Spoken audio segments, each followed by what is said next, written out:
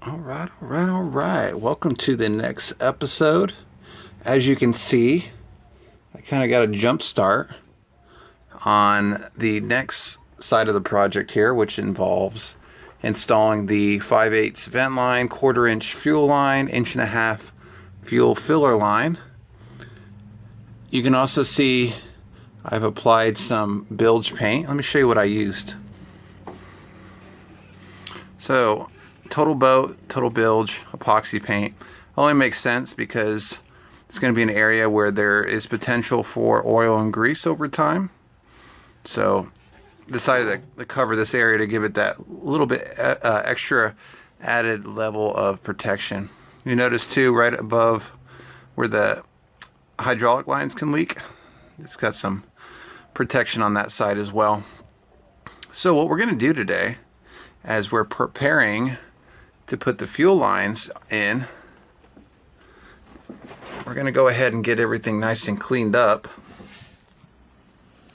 Okay. You'll see it's been a little bit since we've been in here. Still got a little bit of dust. So what we're going to go ahead and do is uncap some of this here, like the fuel line, fuel filler, and then vent line. We'll need to go in and kind of clean this dust off. You can see we've got a good amount of dust in there, so we'll need to clean that off. Make sure everything is nice and presentable. And then I believe our measurement was like 7 feet for the various lines, except for this one. This one doesn't have to go that far. So we'll go ahead and start attaching everything, putting our worm clamps on. Talk a little bit about that moving forward too. But for now, what we're going to do is let's go ahead and clean these various connections off, because you can see there's like I said, a good amount of epoxy dust everywhere in here. Okay, this area now is pretty darn clean. Now what we're going to do is where the fill line is up there, I noticed, it's kind of hard to see, but it's right under where the trim tilt lines go up. That line is pretty dirty, so I'm going to get in there and kind of clean that up too, because I'd hate to inundate my fuel filter on its first go, but I'm sure that's going to happen anyway. So anyway, let's go ahead and clean up the opposite connection here, and then we'll get ready to start running that hose. Okay, so first and foremost, I'm going to take my 4-foot line. This is a shorter of them. Before you install any fuel lines yourself, make sure, number one, they're fuel lines and they are the proper inside diameter. You'll get tricked up sometimes by not getting the right one. So actually, I meant to say 3/8. It's actually 3/8. Anyway, this fuel line is rated for the new ethanol style fuel, so it's kind of better in a way, so you're not having to worry about your fuel lines cracking. I left these out in the sun for a little bit, made them nice and soft. Let's talk about the worm clamps. Okay, so you can pick these up off of Amazon. They got a variety of different places, but the main thing is they have to be stainless steel. If you opt to get any other style worm clamps, I mean, you know my official stance when it comes to anything in this boat. It's got to be stainless steel, and you can tell too. These are marked. It should show you. Let's see if I can get it to zoom in. Yeah, 304. That's stainless. So anyway, there you go. So we'll make sure you can reasonably fit around this.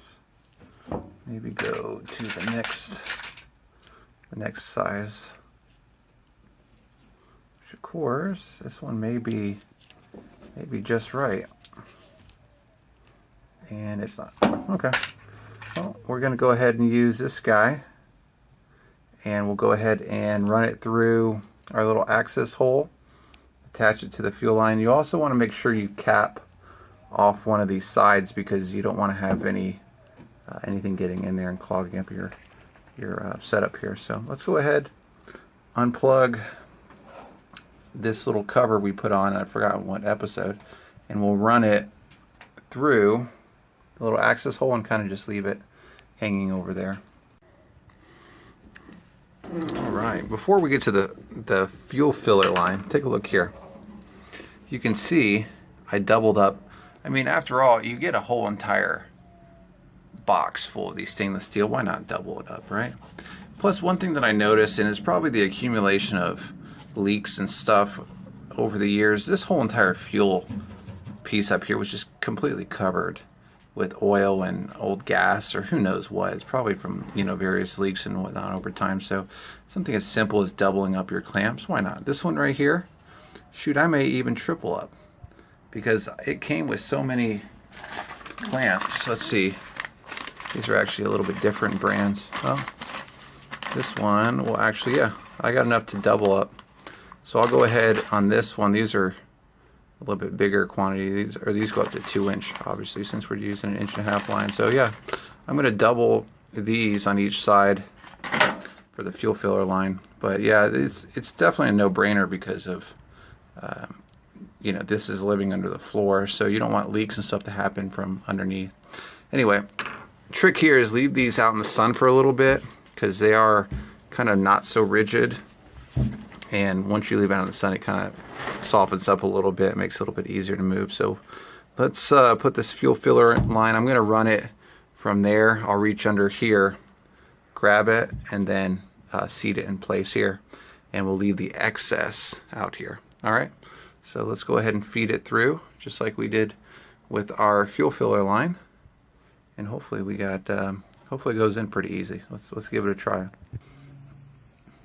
Okay, so as you can see here, doubled up on these two worm clamps, stainless steel. Same thing here, doubled up on our fuel input, and make sure I got them nice and tight. You can see, kind of ran it out here. It makes a huge difference, by the way, when this is when the hose is kind of warmed up a little bit. So keep that in mind as you're doing your project too. If you're doing this in the wintertime, you may want to bring this inside for a little bit, let it warm up, because this plastic or rubber is kind of rigid otherwise, and I noticed a big difference once it was a little warm. So anyway, let's finish this project up here in terms of the fuel piece by installing the 5/8 vent line as well. We'll also need to hook up the electronics in terms of like the gauges and everything. That'll probably come in after the motor is in, because then I'll start working on putting the ground. This is a ground for the fuel tank, so it's grounded properly,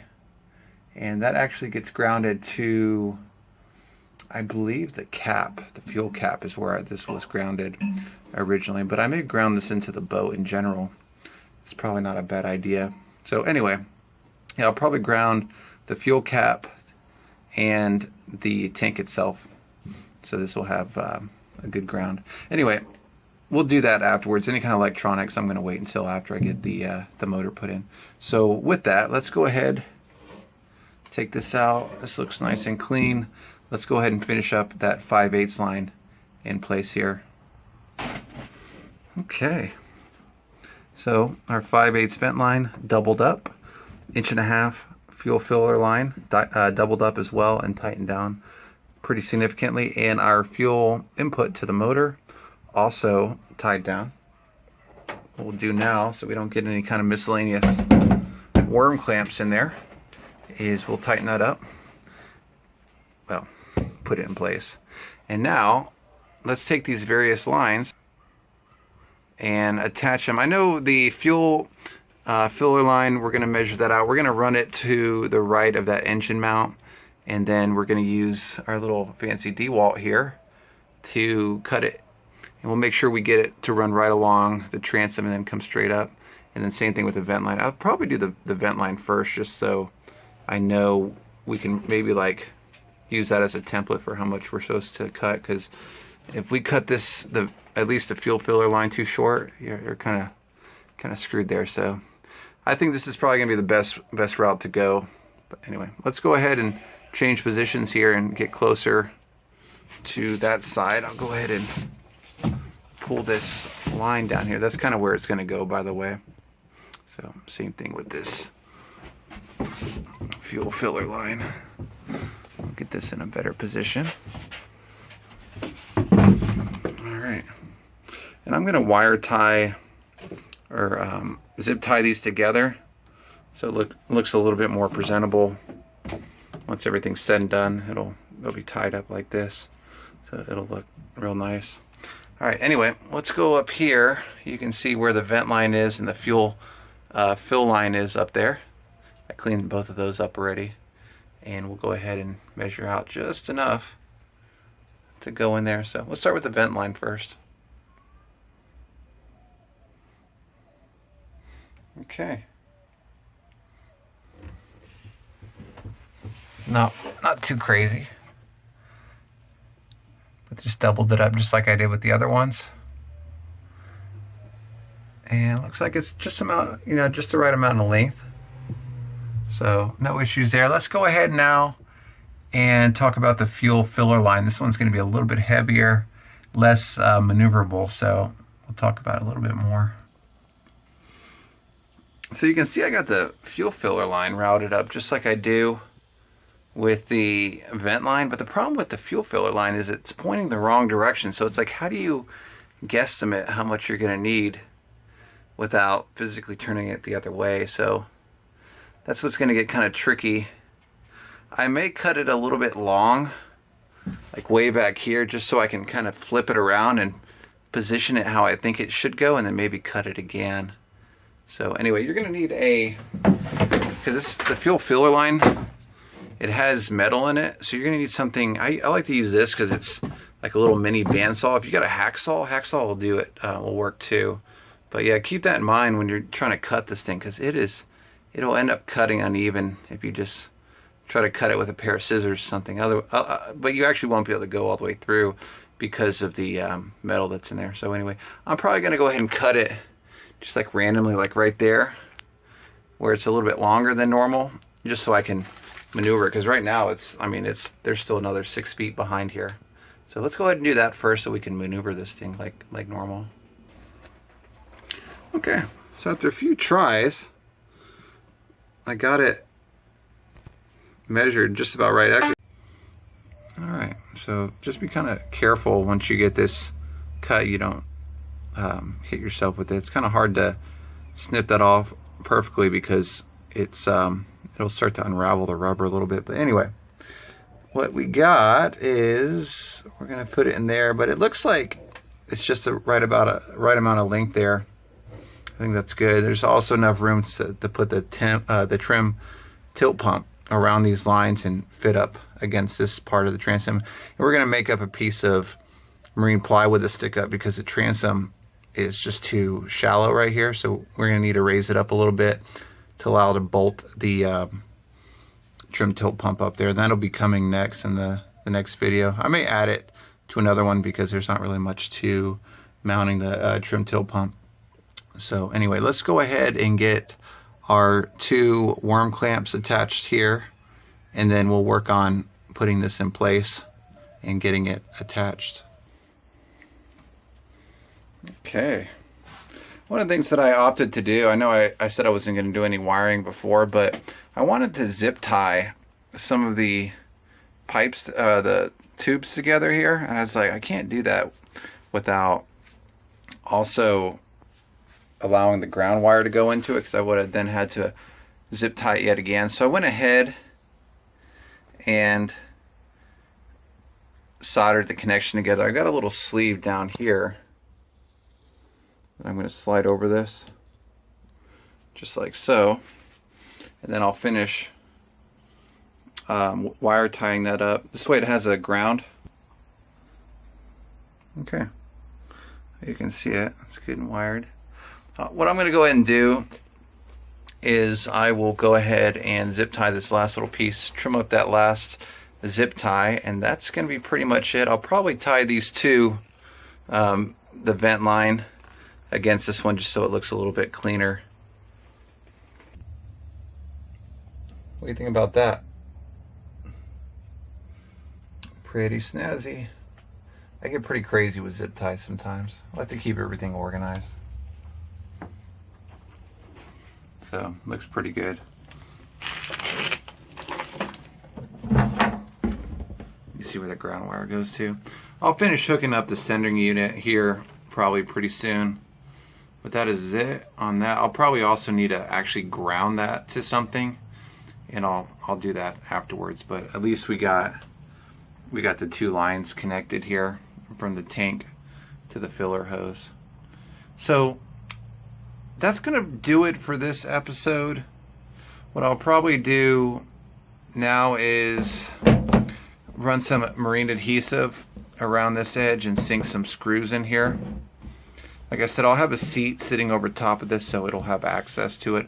I'm also not going to run any carpet in this area for obvious reasons, because the looks thing isn't that big of a deal for me, and I'm kind of a sucker for this Kevlar look. So anyway, I'll go ahead and put in some screws here, maybe some 1-inch screws, and run some marine adhesive around here. This way, when water comes this way, it doesn't naturally just want to dump right on top of the fuel tank. It'll give it some opportunity to kind of move around the fuel access and then into the bilge area. So anyway, hope you liked the video on installing all the fuel lines, the fuel 3/8, 1.5 inch, and 5/8 vent line. And don't forget the ground strap. Hope you liked it. Hit that subscribe button if you're not already subscribed to my channel. Like the video if you thought it was helpful. If you got any other questions, leave those in the comments field below. Be more than happy to take a look at your questions. As always, we will catch you on the next episode. Have a good one, everybody. Take it easy.